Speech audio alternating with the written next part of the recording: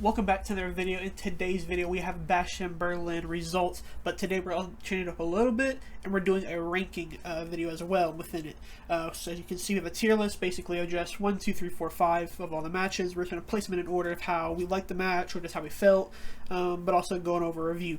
But yeah, really good show, really great crowd, really enjoyed this pay-per-view. Probably one of my favorites from the Triple H era, I would say. Really good.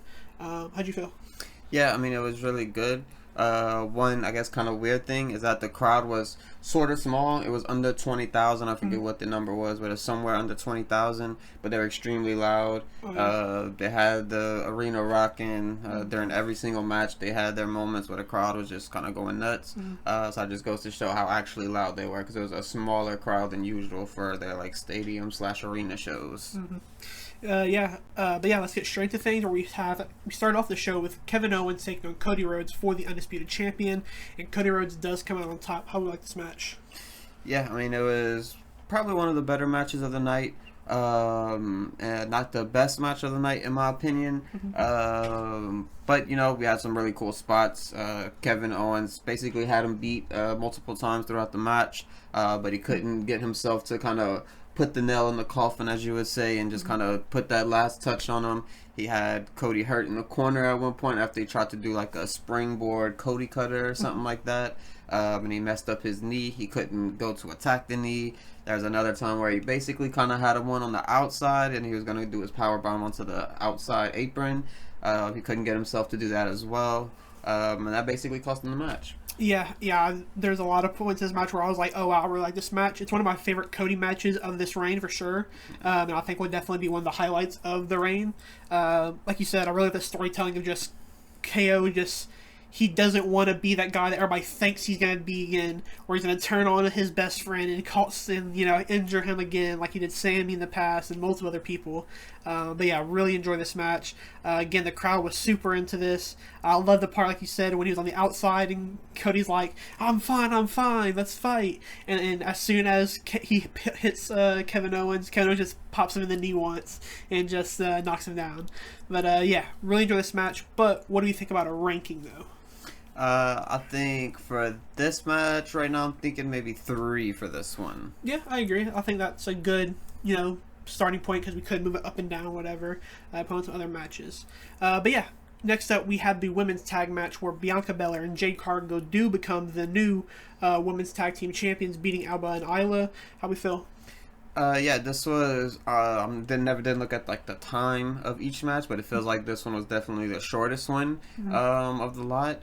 And it also feels like the most one that didn't need to happen, or at least on a big stage like this. We just recently had LA Knight do an open challenge on SmackDown. I kind of wish maybe they would have reversed those roles and put the open challenge on here, and then the tag match, let them win on the SmackDown. But at the same time, we have been saying that we want the tag titles on pay-per-views and whatnot, and they finally gave it to us. So I guess to kind of be mad about that would be, kind of bad of us. Yeah. This match, I'll be honest, it's probably one of the weaker matches of the show. However, it still wasn't even bad. Alba and Isla played the heel role very well in this match, pretty much just keeping Bianca on their side, cutting the ring off really well. Classic heel moves. And then when they do get the big Jade Cargill hot tag, the crowd erupts. They were really behind that. And yeah, I mean, I think they're still waiting to do this Jade versus Bianca feud. I think it's eventually going to come. I think we all know that already. But it looks like they're going to wait it off a little bit longer. Maybe kind of get Jade a bit more prepped up for that. So when she does go one-on-one with Bianca, she kind of has to keep up herself, But yeah, definitely one of the weaker matches, though. Yeah, unfortunately, I think I'm going to place this at 5. And it's not the match quality. It's just compared to the other matches on the card, this one, somebody has to get the last slot. And unfortunately, I think it's going to be this one. Yeah. But I will say, I do love Bianca and Jade's finisher, like the little tag team where she does the DDT into a wheelbarrow suplex. Really cool. But yeah, next up we had the strap match between Drew McIntyre and CM Punk. And CM Punk comes out on top. Really good match. How'd you feel? Yeah, obviously there's only a couple matches to go off of here with CM Punk, but it's his best match in WWE so far. The feud has been amazing, obviously. The last match has kind of been maybe a little bit underwhelming, not bad, but just underwhelming. And this one kind of made up for it, in my opinion. A lot of people were kind of mad that it was a strap match. It's like, oh, he has to touch corners to win. But, I mean, look at the way it turned out. It was amazing. They couldn't run from each other.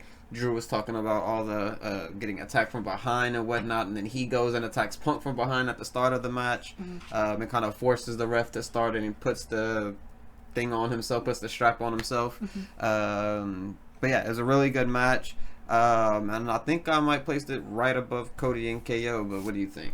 I was one of those people who said, it's kind of a goofy stipulation. I know it's a strap match and it could be intense, but the entire way to win, just having to tap each corner is a bit goofy in my opinion, but I think they played into it very well. They had some comedic times where at one point where Drew was hitting each corner, Punk was on the backside, turning around, hitting it once to kind of tie it up. But yeah, I was kind of skeptical on the strap match stipulation, but they did really well. I like the table spot. It came off very nonchalantly, just out of nowhere, just plop, go CM Punk through the table. But yeah, really good match. Really enjoyed it. Personally, I don't know if I would put it 2, because I do think it's below the Kevin and Cody match. Yeah, I mean, we could definitely put it at 4. I'm definitely cool with that. They're both great matches. So yeah, we could definitely put it Punk versus Drew at 4. Yeah, and it's one of those things as well as now we're getting to the point, not to kind of spoil the list, but all these matches are really good and have been great. So yeah, but let's go into the next match, and that's the mixed tag match where Damian Priest and Rhea Ripley do come out on top and beat Dominic Mysterio and Liv Morgan. How do you feel about this one? I mean, this match was really good. This is the first time where Liv Morgan it just impressed me in ring. I don't know what the move is that she did, but she kind of got Rhea in this riptide position and then did a crucifix. Yeah, really cool move. Really enjoyed it. Yeah, I've never seen that before. So I'm happy that she's showing improvement and working on new things. Obviously, that's always good to see, even whenever you're the champion and everything. Obviously, and then there was also a spot where she does. A code red off the steel steps, lands on Rhea, and then slings her into the wall, into the barricade. Yeah, the barricade. I was like, oh my god, that looked crazy because the way Rhea's head kind of smacked against it looked brutal.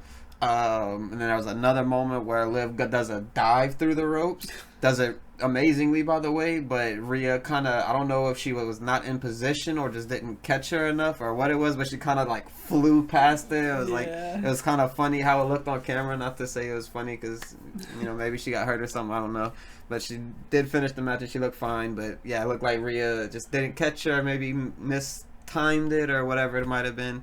But that looked a little brutal as well. But yeah, it was a really good match. She impressed me a lot. And I think this match was quite literally as good as I think it was gonna get. They did the stuff between Rhea and Dom as well. We finally got that offense from Rhea, finally, getting some licks in on Dom. It also it's kind of teasing and hinting that we're still going to get this Damian and Finn feud. We did see interference from the Judgment Day during this match. And yeah, I think it was a perfect match, really good. Personally, I think I was kind of surprised with how good it was, if I'm being completely honest. And for position, I probably, just because it was surprising to me, honestly wouldn't mind putting it at 2. Yeah, I think 2 is where it belongs because we have one more match left after this one, and we'll go right into it. And that is Gunther versus Randy Orton, and just wow, just what an amazing match. I mean, yeah, I'm just kind of almost speechless just because it was just really good. Gunther showed why he's a champion. Randy showed why he's one of the greatest of all time, if not the greatest of all time. Randy always kind of proves himself in these moments where people start to doubt him a little bit. It's oh, is he, too old, whatever it might be. I don't know. Can he still put on really good matches? And this is to prove everybody wrong that yes, he definitely can put on matches. He's Randy Orton. I love the gear that he bought out. Kind of looked like some of the older gear that he bought out in the past, so that was really cool as well. And yeah, just an amazing match all around. Yeah, not only that, also the crowd at the beginning of this match was absolutely insane. Well, through the entire match they were insane, but the start of it, they were just chanting constantly, mostly for Gunther, obviously kind of not the hometown guy, but the adopted hero of for Germany. But Yeah, really hyped for all of them, and then they do a big wave in the middle at the start of the match, and then Randy kind of shuts it down after he kind of gets involved. But yeah, really good match. Really enjoyed it. Yeah, just I know I'm a big fan of Gunther, so I kind of don't like to talk about him too much, just because I feel like sometimes I might be glazing a little bit. But yeah, really love this match. Another great defense for or great first defense for Gunther, and excited for what's next for him. Yeah, I mean, he's going to go on to have a very good title run. Obviously, it's going to be pretty long. I expect it to last at least until Mania. And yeah, this is just another good match to kind of put on his resume that he, had a very good match against Randy Orton in his hometown, whatever, home country, whatever you want to call it. I don't know. But yeah, the crowd loved him. He loved the crowd. He looked like he was in a very good mood in his post-match conference. This is the first time where I've seen him start cracking up and laughing and smiling during the interview. So he seemed to be in a very good mood after the match and everything. So he seems happy with it. And yeah, it was just really cool. Randy Orton at one point gets the steps set up next to the announce tables. It kind of drug out a little long. He took a little long to kind of get it set up. That was one kind of down point of the match, I guess, was just the time that it took for him to kind of do that. But it was really cool when he did do it, because he does get Gunther up. He slams him on it, starts working the arm. And that's basically the story of the night, is he works Gunther's arm, his chopping arm, if you will. And he couldn't chop him anymore. It was not as effective. Randy was kind of brushing him off as he was doing it. So from there, he started to do the chokeholds and submissions. He tried to go off the top rope a few times, but Randy blocks those. And yeah, it was just a great storytelling match of Randy knowing what's gonna beat him, meaning the chops and just his raw power. So he kind of took that away from him, and he still found a way to get the win. Yeah, I think that's what makes a great wrestler nowadays, is just somebody who their offense is very methodical and it makes sense in the match. I think guys like Gunther are really great at this. I think Bryan Danielson are very great at this. Sami Zayn, a whole bunch of guys, but when their main attacking part, in this case being Gunther's arm, like you said, Randy attacked that, and he had, like you said, had to switch his game up, go to the more technical submission game, and yeah, I love the finish where Randy kind of finally gets out of it, and then Gunther just puts him right back in and puts him to sleep as well. So it kind of makes, Randy thought he had the chance to still come out, but wasn't able to beat the ring general. Yeah, and they gave us one really good kind of bite to make us think that Randy Orton was going to win, where Gunther has him in the headlock, I believe. Orton finally gets up, and then he hits the RKO finally, but he only gets the 2 count. And that was kind of the one time where I was like, oh, is Randy going to win? But yeah, besides that, obviously it felt like Gunther was going to win. That's definitely the right choice.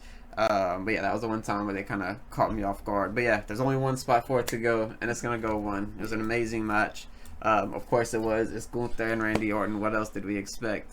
And yeah, that's Bash in Berlin. Only 5 matches. WWE seems to kind of like that number of matches at 5. I think every now and then I wouldn't mind a 6th match here and there, or a pre-show match even, or whatever.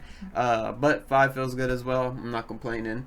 Definitely has been a good time here in Germany. They did an amazing job with the crowd, with the, like you said and earlier, with the waves and the chants.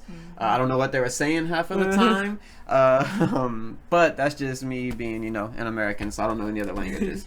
But yeah, that's our Bash in Berlin review / ranking / whatever you want to call this type of video. Let us know if you like this type of video and you want us to continue doing it.